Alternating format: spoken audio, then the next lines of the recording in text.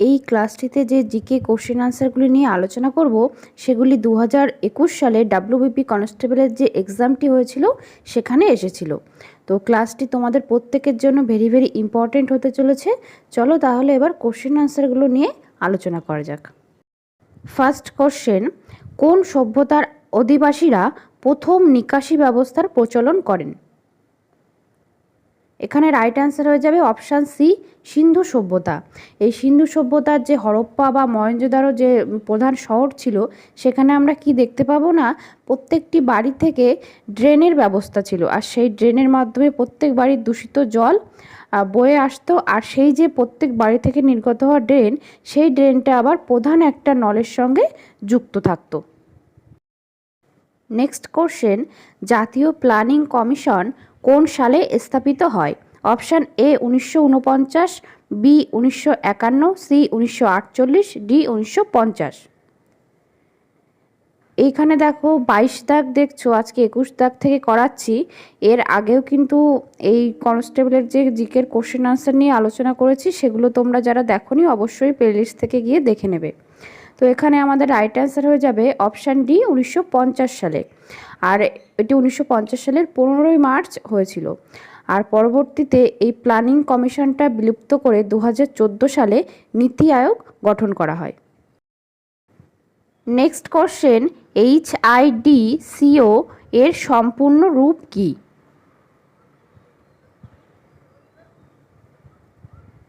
এক্ষেত্রে আমাদের right answer হয়ে যাবে option C, housing infrastructure development corporation. এটি হচ্ছে পশ্চিমবঙ্গ সরকারের অধীনস্থ একটি পাবলিক সেক্টর আন্ডারটেকিং। এর কাজ হচ্ছে নতুন শহর, আবাসন, বড় পরিকাঠামো এইসব উন্নয়নের জন্য কাজ করা। নেক্সট কোশ্চেন, পশ্চিমবঙ্গের দীর্ঘতম সেতু কোনটি? অপশান এ রবীন্দ্র সেতু বা হাওড়া ব্রিজ, বি ফারাক্কা সেতু, সি ভূতনি সেতু, ডি জয়ী সেতু। রাইট অ্যান্সার হয়ে যাবে অপশান ডি জয়ী সেতু। এটি আছে উত্তরবঙ্গের কোচবিহার জেলাতে। আর হলদিবাড়ি এবং মেখলিগঞ্জ এই দুটি শহরের সংযোগস্থলে এই সেতুটি অবস্থিত। এটি হচ্ছে তিস্তা নদীর উপরে অবস্থিত। আর এর দৈর্ঘ্যটা যদি দেখি, এর দৈর্ঘ্য হচ্ছে প্রায় 2.709 কিলোমিটার। নেক্সট কোশ্চেন, নিম্নোক্ত কোন তারিখে ভারতের সংবিধান গৃহীত হয়েছিল? Option A December 31, 1950, B November 26, 1949, C January 26, 1949, D January 26, 1950। Right answer হয়ে যাবে অপশান বি 26শে নভেম্বর 1949 সালে। আর এই গৃহীত কথাটা আসলে এর সঙ্গে আর একটা কথাও আমাদের মাথায় আসে, সেটা হচ্ছে কি না, কবে এটি কার্যকর হয়েছিল, মানে সংবিধান কবে কার্যকর হয়েছিল। তো তখন আমাদের রাইট অ্যান্সার হয়ে যাবে 26শে জানুয়ারি 1950 সালে। আর এই 26শে জানুয়ারিটাকে আমরা প্রজাতন্ত্র দিবস বা রিপাবলিক ডে হিসাবে পালন করি। নেক্সট কোশ্চেন, ভারতীয় জাতীয় কংগ্রেসের একমাত্র কোন অধিবেশনে মহাত্মা গান্ধী সভাপতিত্ব করেছিলেন? Option A Karachi, B Amravati, C Nagpur, D Belgaum. এই ক্লাসটিকে তোমরা যারা এখনও লাইক এবং শেয়ার করোনি অবশ্যই লাইক আর শেয়ার করে দিও, এবং ক্লাস শেষে কমেন্টে জানিও যে ক্লাসটি তোমাদের কেমন লাগছে। তো এখানে আমাদের রাইট অ্যান্সার হয়ে যাবে অপশান ডি বেলগাঁও।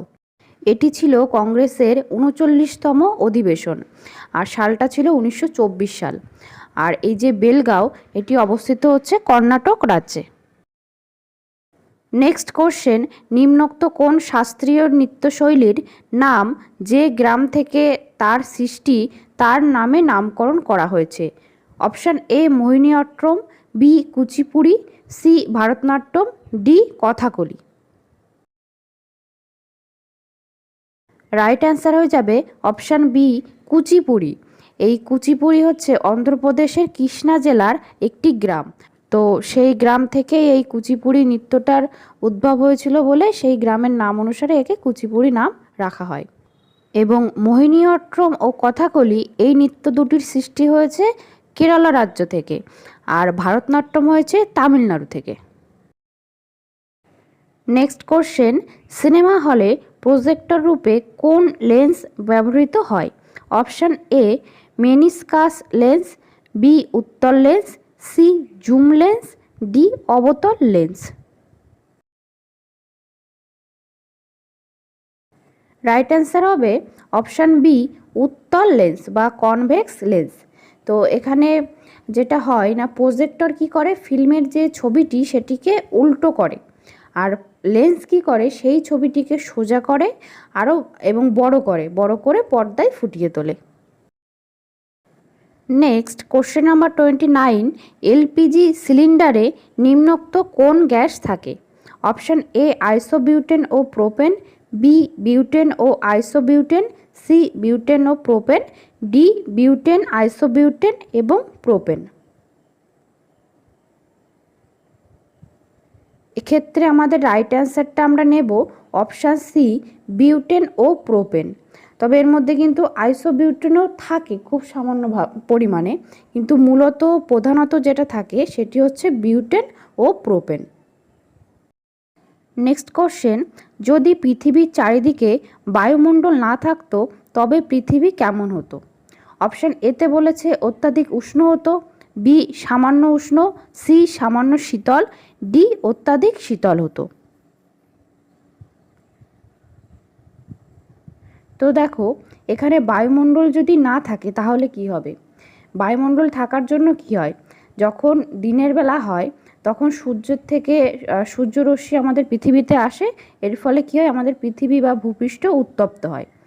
আবার রাত্রেবেলা কি হয় না, সেই যে উত্তাপটা সেটা যদি বায়ুমণ্ডল না থাকতো তাহলে সম্পূর্ণ উত্তাপটা আবার মহাশূন্যে ফিরে যেত।